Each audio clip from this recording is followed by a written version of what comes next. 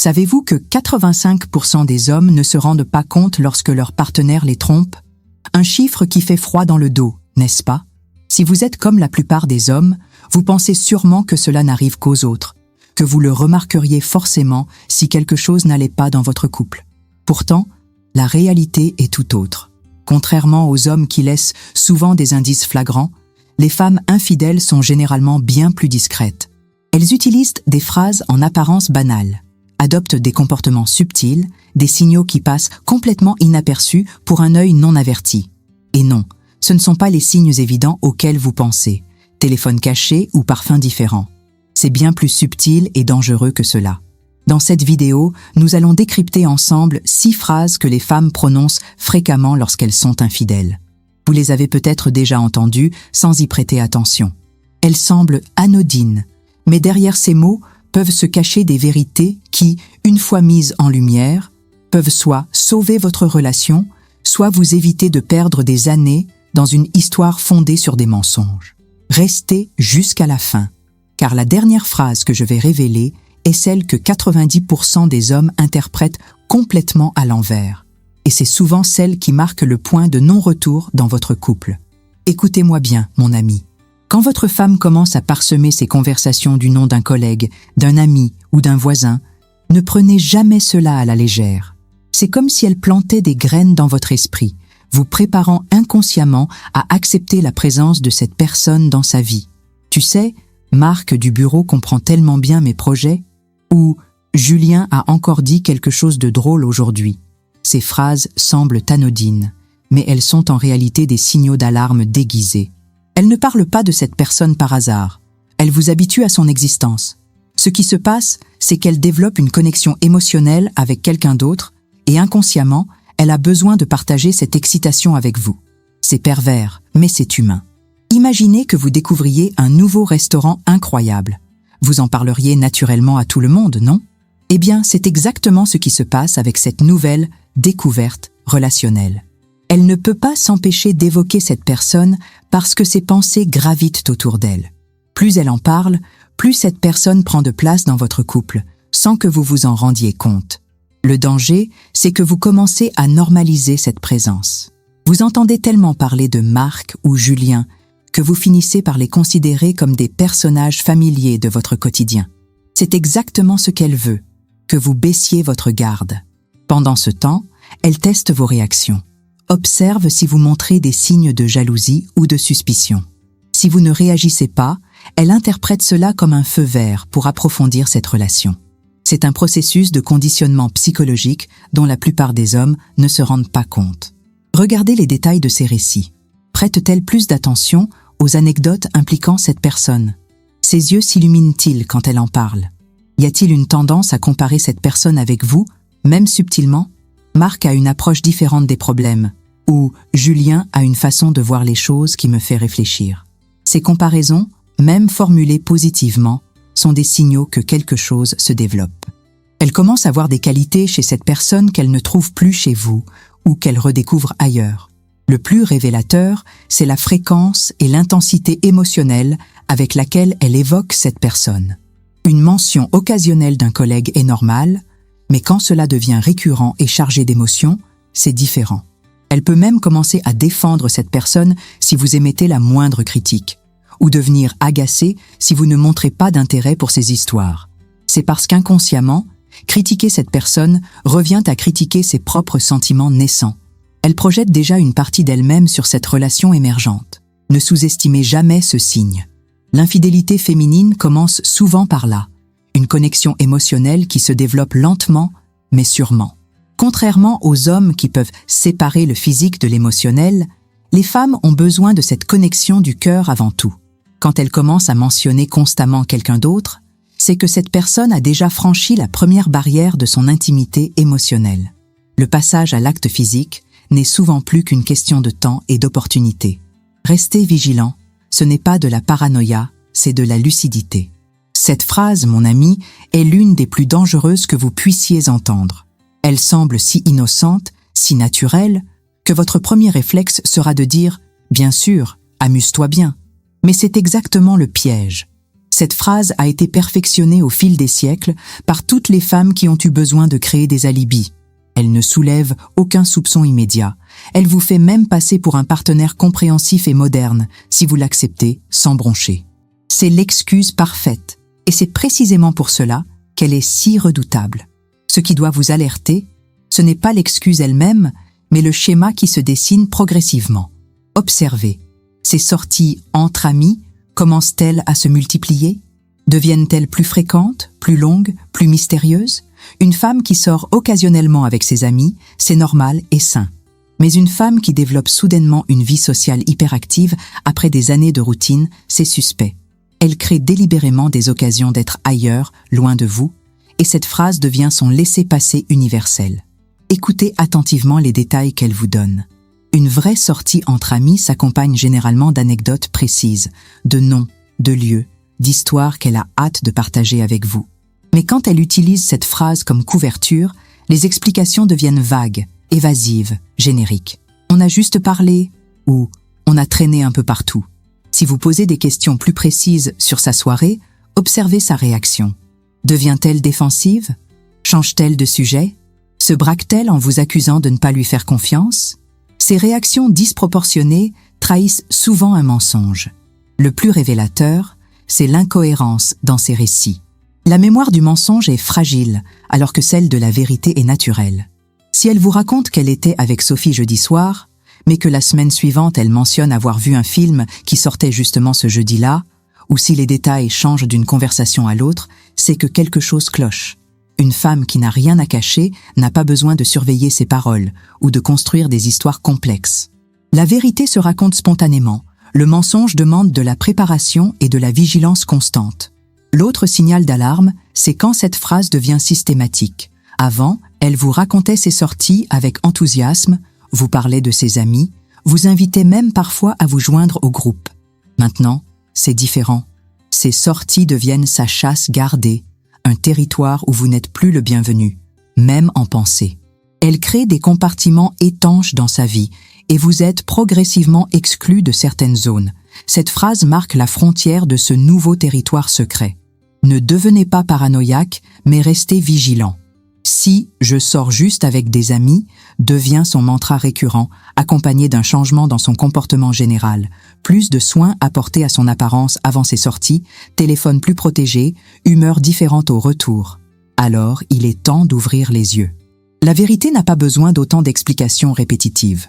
Plus elle insiste sur le fait que ce n'est rien, plus vous devriez vous demander ce qu'elle essaie vraiment de dissimuler. Votre instinct vous parle, écoutez-le. Quand votre femme commence soudainement à réclamer plus d'espace, votre première réaction sera probablement de vous dire que c'est normal, mature même. Après tout, chacun a besoin de son indépendance dans un couple, n'est-ce pas? Mais attendez une seconde. Il y a une énorme différence entre maintenir son individualité et créer délibérément de la distance pour accommoder quelqu'un d'autre. Ce qui doit vous alerter, c'est le timing et l'intensité de cette demande.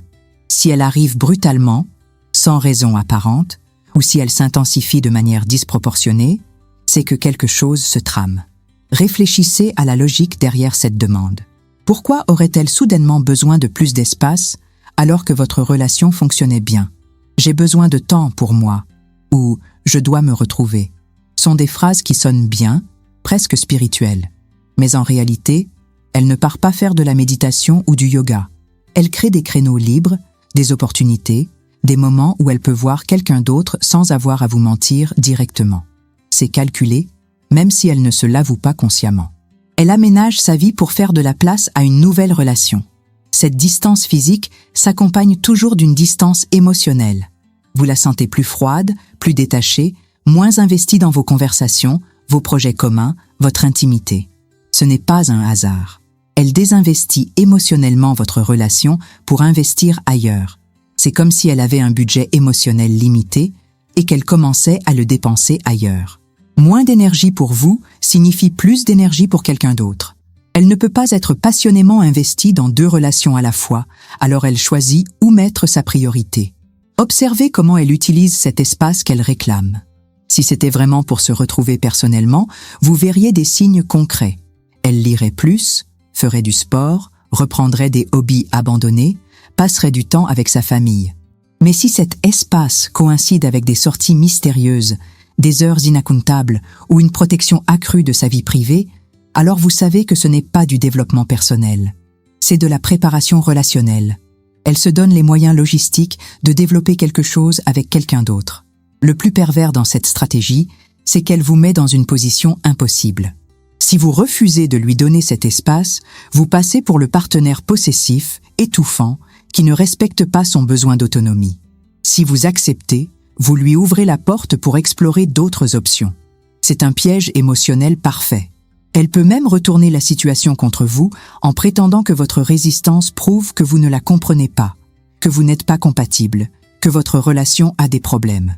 Elle crée le problème et vous en rend responsable. Ne vous laissez pas manipuler par des excuses comme « j'ai besoin de me ressourcer » ou « je dois réfléchir à ma vie ». Bien sûr, ces besoins peuvent être légitimes dans certains contextes, mais quand ils arrivent sans crise apparente dans votre couple, accompagnés d'autres signaux suspects, c'est différent. Une vraie introspection se fait généralement avec le soutien du partenaire, pas en l'excluant. Quand une femme commence à créer de la distance, c'est souvent parce qu'elle se rapproche émotionnellement de quelqu'un d'autre. Ne laissez pas cette demande d'espace devenir l'excuse parfaite pour une infidélité qui se prépare. Cette phrase, mes amis, est probablement l'excuse la plus utilisée dans l'histoire de l'infidélité. Et pour une bonne raison, elle semble parfaitement légitime et irréprochable. Qui oserait critiquer quelqu'un qui travaille dur pour subvenir aux besoins du foyer? C'est exactement ce qui en fait l'alibi parfait. Elle joue sur votre culpabilité et votre respect pour son professionnalisme. Vous vous sentez même mal de douter d'une femme si dévouée à sa carrière. Mais c'est précisément cette apparence de respectabilité qui doit vous mettre la puce à l'oreille. Bien sûr, il y a des périodes où le travail demande vraiment des heures supplémentaires. Nous le savons tous. Mais ce qui doit vous alerter, c'est quand ces soirées de travail deviennent soudainement plus fréquentes, plus longues et surtout plus vagues dans leurs explications. Une femme qui n'a jamais fait d'heures supplémentaires et qui se met brutalement à rentrer tard 3 fois par semaine, c'est suspect. Le changement de pattern est souvent le signal le plus révélateur. Pourquoi maintenant? Pourquoi cette soudaine surcharge de travail? Écoutez attentivement les détails qu'elle vous donne sur ces fameuses soirées de travail. Une vraie surcharge professionnelle s'accompagne généralement d'explications précises. Un projet urgent, un client difficile, une deadline qui approche. Elle vous parlerait naturellement du stress que cela représente, des défis qu'elle rencontre, des collègues qui restent aussi. Mais quand elle utilise cette excuse comme couverture, les explications deviennent floues, génériques, évasives. J'ai des trucs à finir. Ou il y a beaucoup de dossiers en retard.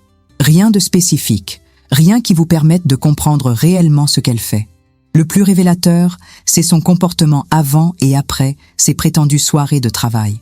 Observez-la attentivement. Prend-elle soudainement plus de soin à son apparence avant de partir travailler? Change-t-elle de parfum, de tenue, de coiffure pour aller au bureau? Une femme qui va vraiment travailler tard ne se pompoune pas. Elle est plutôt résignée, fatiguée à l'avance. Et au retour, est-elle vraiment épuisée comme quelqu'un qui vient de travailler 12 heures ou semble-t-elle étrangement énergique, presque euphorique? L'incohérence entre l'excuse et l'attitude trahit souvent la vérité. Testez la solidité de son alibi sans être accusateur. Demandez-lui de vous expliquer sur quoi elle travaille précisément. Montrez de l'intérêt pour ses projets professionnels. Une femme qui dit la vérité sera ravie de partager ses défis, ses réussites, ses frustrations au travail. Mais celle qui ment deviendra évasive, agacée, ou retournera la situation en vous accusant de la harceler. « Tu ne peux pas me faire confiance ?» ou « J'ai déjà assez de stress au travail sans que tu me poses 1000 questions à la maison. » Ces réactions défensives disproportionnées sont souvent l'aveu involontaire qu'il y a quelque chose à cacher. N'oubliez jamais ceci. Le travail ne devrait jamais devenir une zone d'ombre totale dans votre relation.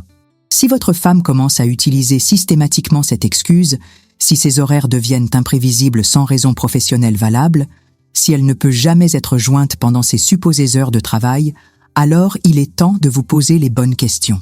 Une relation saine implique de la transparence, même sur les aspects professionnels de nos vies. Quand le travail devient soudainement un territoire secret et inaccessible, c'est souvent parce qu'il cache autre chose qu'une réunion ou un rapport à finir. Cette phrase, mon ami, est souvent le dernier clou dans le cercueil de votre relation. Elle arrive généralement quand tout le reste a échoué, quand les autres excuses ne suffisent plus. Votre femme vous la présente comme une démarche mature, réfléchie, presque thérapeutique. C'est pour le bien de notre couple, vous dira-t-elle avec une conviction troublante. Mais dans 90% des cas, c'est un mensonge bien emballé dans du papier cadeau. Ce qu'elle fait vraiment, c'est créer une zone grise légale où elle peut explorer d'autres options sans techniquement vous tromper. C'est calculé, méthodique et diablement efficace. Réfléchissez à la logique de cette demande. Si votre relation avait des problèmes majeurs, vous en auriez parlé, vous auriez eu des disputes, des tensions visibles. Mais quand cette demande de pause arrive comme un cheveu sur la soupe, sans conflit apparent, sans crise identifiable, c'est qu'il y a très probablement quelqu'un d'autre dans l'équation. Elle ne veut pas se séparer pour réfléchir à votre couple. Elle veut se donner la liberté d'explorer une nouvelle relation sans avoir à porter l'étiquette de femme infidèle. C'est une stratégie de sortie honorable qui lui permet de garder sa conscience tranquille. Cette pause n'est qu'un prélude déguisé. Pendant que vous respectez cet espace qu'elle a demandé, en espérant naïvement que cette séparation temporaire va sauver votre couple, elle teste les eaux avec quelqu'un d'autre. Elle se donne le temps d'approfondir cette nouvelle relation, de voir si ça vaut le coup de tout quitter. Vous n'êtes plus son partenaire, vous êtes devenu son plan B, celui vers qui elle reviendra si sa nouvelle aventure ne fonctionne pas. Cette pause vous met dans une salle d'attente émotionnelle pendant qu'elle auditionne votre remplaçant. Le plus pervers dans cette stratégie, c'est qu'elle vous rend complice de votre propre trahison. Si vous refusez cette pause, vous passez pour le partenaire possessif qui ne veut pas que la relation évolue. Si vous acceptez, vous légitimez sa liberté d'aller voir ailleurs. C'est un piège psychologique parfait. Elle peut même vous culpabiliser en prétendant que votre résistance prouve que vous ne voulez pas son bonheur, que vous êtes égoïste. Elle transforme votre attachement légitime en défaut de caractère. C'est de la manipulation émotionnelle de haut niveau. Observez son comportement pendant cette prétendue période de réflexion. Une femme qui prend vraiment du temps pour elle va se concentrer sur son développement personnel, sa famille, ses amis de longue date. Mais si cette pause coïncide avec des sorties mystérieuses, une attention accrue à son apparence, des changements dans ses habitudes ou son humeur, alors vous savez que ce temps pour réfléchir sert à autre chose. Elle ne réfléchit pas à votre couple, elle construit quelque chose avec quelqu'un d'autre. Ne vous y trompez pas, quand une femme demande du temps séparé sans raison apparente, c'est rarement pour revenir plus amoureuse qu'avant. C'est généralement l'antichambre de la rupture définitive ou l'officialisation d'une relation parallèle. Cette pause lui donne le temps de s'assurer que sa nouvelle option est viable avant de couper définitivement les ponts avec vous. Si vous entendez cette phrase, considérez-la comme un signal d'alarme majeur. Ce n'est pas le moment de jouer les partenaires compréhensifs, mais d'ouvrir les yeux sur ce qui se passe réellement. Votre couple ne se sauvera pas dans la séparation. Il se terminera probablement là. Cette phrase est l'excuse passe-partout par excellence. Elle semble si innocente, si humaine, que votre premier réflexe sera d'être compréhensif et bienveillant. Après tout, qui n'a jamais été fatigué? Nous vivons tous des vies trépidantes, stressantes, épuisantes. Mais voilà le piège. Cette excuse universelle devient dangereuse quand elle se transforme en réponse systématique à tous vos élans d'intimité, à toutes vos propositions de moments à deux. Quand elle est trop fatiguée pour passer du temps avec vous, mais trouve miraculeusement l'énergie pour d'autres activités ou d'autres personnes, il y a un problème. En réalité, cette prétendue fatigue n'est souvent qu'un écran de fumée sophistiqué. Elle n'est pas physiquement épuisée, elle est émotionnellement désinvestie de votre relation. Son énergie, son désir, son attention sont dirigés ailleurs. C'est comme si elle avait un budget énergétique limité et qu'elle choisissait consciemment ou inconsciemment de ne plus le dépenser avec vous. Cette fatigue sélective est en réalité un symptôme d'infidélité émotionnelle, voire physique. Elle économise ses forces pour les investir dans une autre relation qui l'excite davantage. Le plus révélateur, c'est l'incohérence de cette fatigue. Observez attentivement. Est-elle vraiment épuisée en permanence ou cette fatigue devient-elle curieusement sélective? Trop fatiguée pour une soirée romantique avec vous, mais pleine d'énergie pour sortir avec des amis. Trop épuisée pour regarder un film ensemble, mais capable de passer des heures au téléphone ou sur les réseaux sociaux. Ces contradictions ne sont pas des coïncidences. Elles révèlent où va vraiment son investissement émotionnel. Quand une femme utilise constamment cette excuse, c'est qu'elle trouve sa satisfaction ailleurs. Cette fatigue chronique vis-à-vis de votre relation s'accompagne généralement d'autres changements subtils. Elle devient moins tactile, moins affectueuse, moins intéressée par vos projets communs. Les conversations deviennent superficielles. Les moments d'intimité se raréfient. L'enthousiasme disparaît. C'est comme si elle était présente physiquement, mais absente émotionnellement.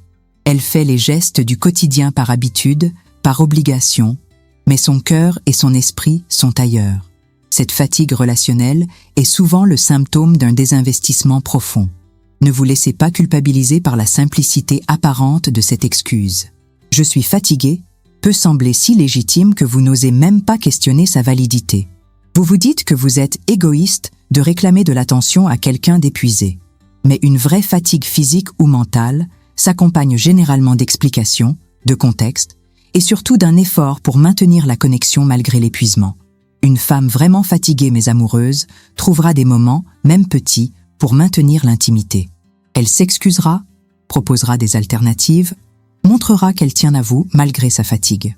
La fatigue chronique de votre relation, accompagnée d'une énergie retrouvée pour tout le reste, est l'un des signaux les plus clairs d'une infidélité émotionnelle en cours. Quand votre femme n'a plus jamais d'énergie pour vous, c'est qu'elle l'investit ailleurs. Cette phrase devient alors le rideau de fumée parfait pour masquer le fait qu'elle donne à quelqu'un d'autre ce qu'elle vous refuse. Si vous entendez cette excuse de manière répétitive, si elle devient la réponse automatique à toutes vos tentatives de rapprochement, il est temps d'avoir une conversation sérieuse. Ne laissez pas la fatigue devenir l'épitaphe de votre relation. Voilà, mes amis. Nous venons de décortiquer ensemble ces 6 phrases apparemment innocentes qui cachent souvent une réalité bien plus sombre. Je sais que certaines de ces révélations peuvent être difficiles à entendre, peut-être même bouleversantes si vous vous reconnaissez dans certains exemples. Mais souvenez-vous de ceci, l'information est votre meilleur allié pour faire les bons choix.